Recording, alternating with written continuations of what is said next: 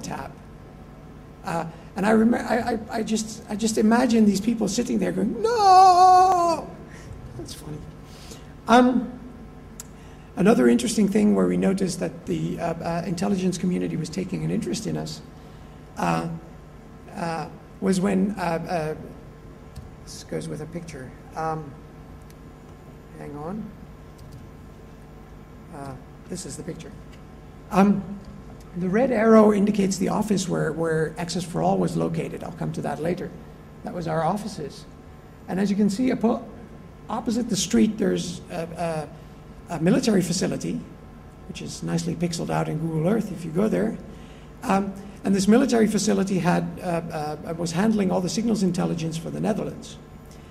And with Access for All, we had a bunch of phone lines. And I'll come to the Access for All story later, but we had a whole bunch of phone lines.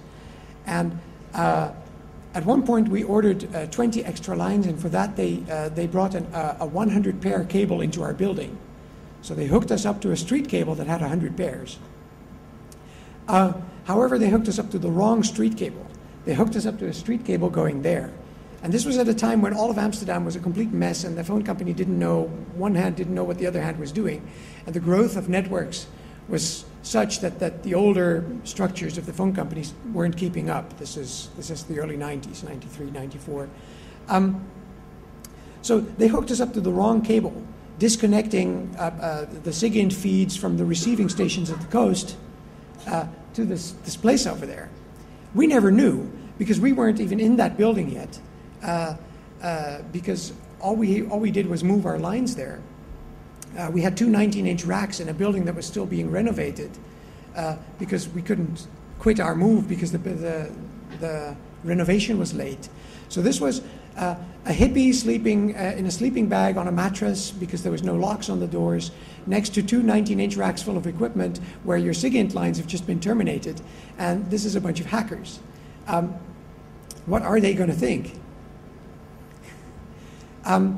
When the phone company, we later heard this story sort of through various means, when the phone company went to explain to these people what had happened, already being summoned on a matter of state security and God knows what, they explained that there had been a mistake by the street people and their lines had been terminated at Hactic Network.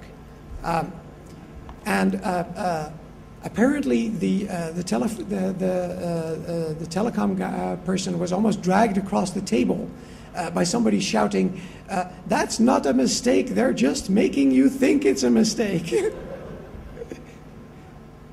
We never noticed any of this at the time, except that there was digging, telephone company digging, because all the cables are underground, at 3 o'clock in the morning. And these people were digging like their lives depended on it, which they probably did. The Hactic time was a relatively crazy time. There was no laws against hacking until '93. So there was people at parties breaking into U.S. military systems just for the heck of it, just because they could.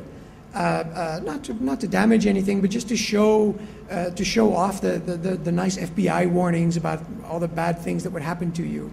Of course, laughing about them because hacking was not a crime in any way in Holland. Sort of taunting the authorities by showing that could still be done.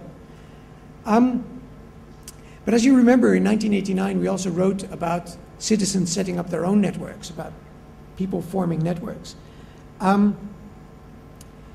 We had our own internet provider back in 1991 because all the universities had internet.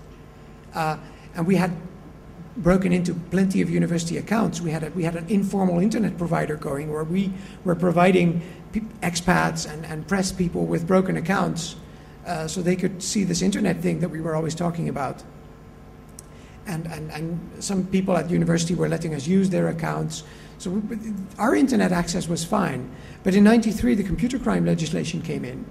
And we knew that we were on the shit list. We were going to get busted no matter what.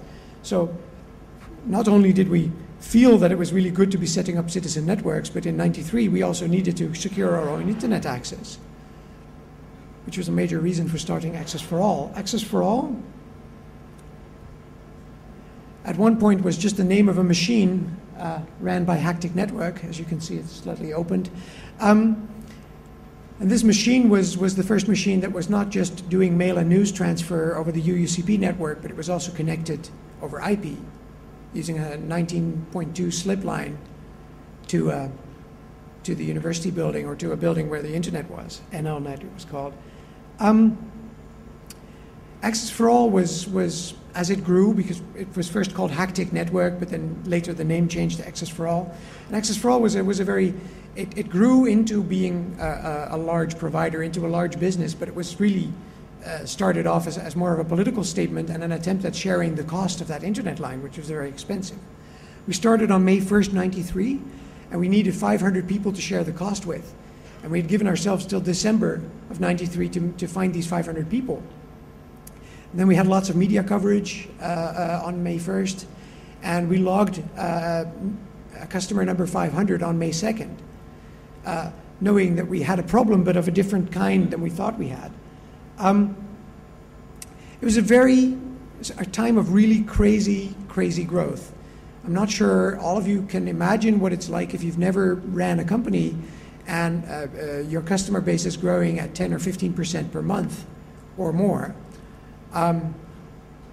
We had people calling friends to come in and please help because we need somebody to administer this, or to put up modems, or to hook up cables, or crimp something, or do something. Our hiring policy consisted of offering a job to people that had obviously been there for weeks or months, were obviously doing something useful, giving them a few €100, or guilders back then, to go to the store and get themselves a second-hand desk and chair, so they could make themselves a decent workplace in this really old, decrepit building that we were in. We had crazy policies like new employees were asked, long after Access for All was a serious company, we asked new employees to either learn how to juggle with 3 balls or to paint their hair red if they couldn't do it within a month. And we found this was all just us playing jokes on people, but we found that that's actually a very useful question to weed out people that can't deal with the weirdness of the company as it was at that time.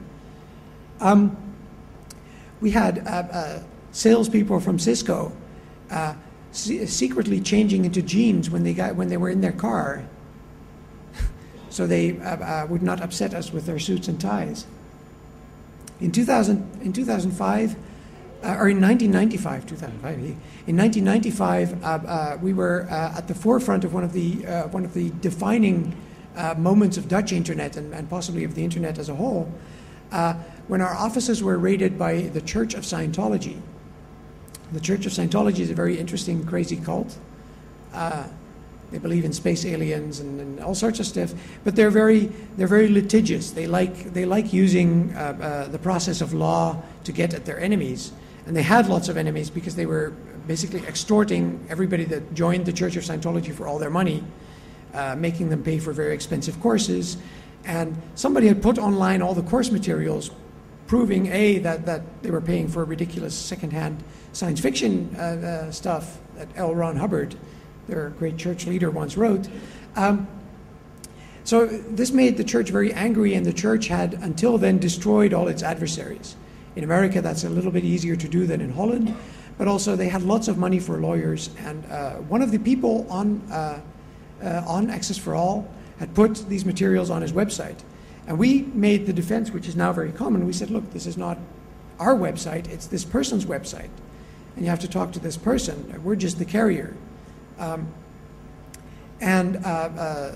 Scientology pushed for the courts, but there was a raid, there was people searching the offices, there was even American cult members in our offices because it was a civil raid, which I didn't even know was possible. The company grew and grew and grew as more and more people got on the internet, became a very, very large company. I left in 1997. because very large companies aren't so much my thing. My value to the company was probably when it was below 10 people. My value. Other people, most notably my co-conspirator Felipe Rodriguez, were much more important in the phase to bring it to 50 people than I was. Where is Access for All now? It's a huge company. It hires over 300 people. This is the corporate headquarters. Much more funny, this building, which is down the street from them, is a building they now use as one of their co-location facilities. It's where I rent a rack. My new company rents a rack from Access for All in this building. And you can see the big fence in front of it. This is the phone switch that we used to go trashing at in the hectic days. This is the fence we used to climb to get to phone company documents in the dumpster. And now Access for All rents it as their colo space. I then went on to form a company called ITSX together with Job de Haas, who's another speaker here. We did computer security consulting. I wasn't so much involved in the day-to-day technical work. I did publicity and I did company policy a little bit. What I remember from those days, and I think what's still true, is that computer security business is really strange. Many of you are in it. Computer security business is often sold a little bit in a mafia model.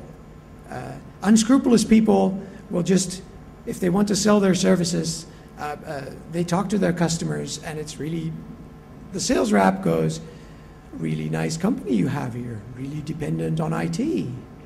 Let's hope nothing happens to it.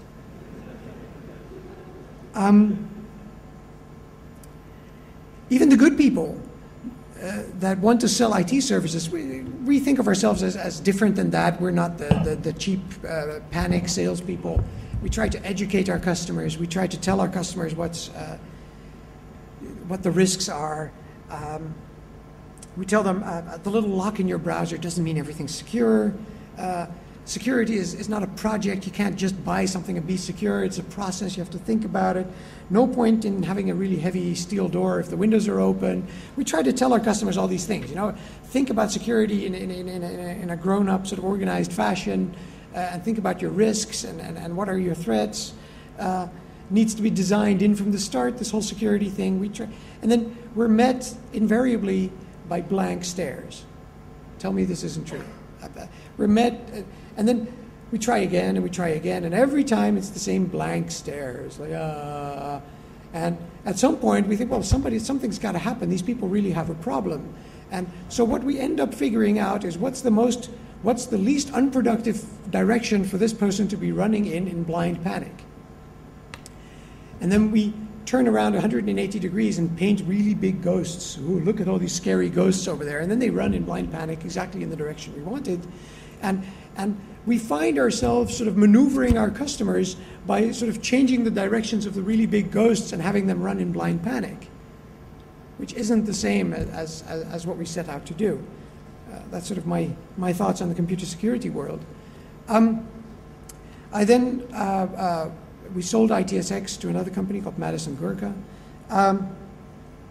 Went to set up Cryptophone.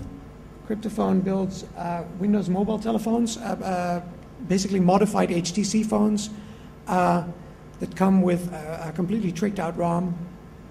So you can determine how secure you want to be by turning off all sorts of functionality. One of the things we turn off, of course, is over-the-air updates and all stuff like that. And it's a telephone that does encrypted voice over the CSD data channel.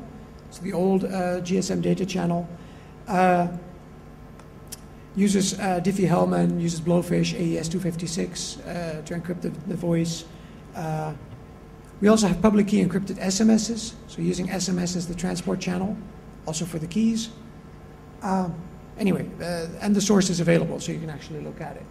Just something I did.